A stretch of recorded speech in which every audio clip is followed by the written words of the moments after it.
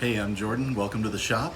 Today we're going to be making a bowl out of this chunk of mesquite wood I found on the side of the road.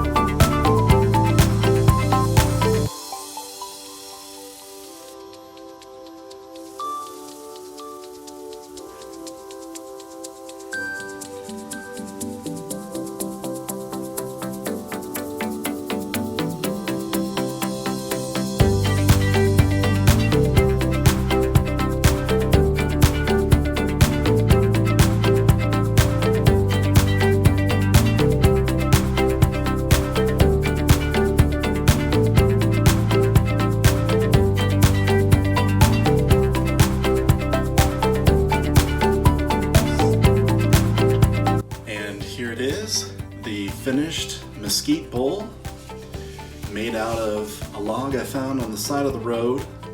I'll put some stills up at the end so you can see the finished product up close, but this turned out very nicely, and it was a, I don't know the definition of the actual bowl, but the pith basically ran this way, side to side, instead of a lot of bowls that I've turned just goes with the branch or the log.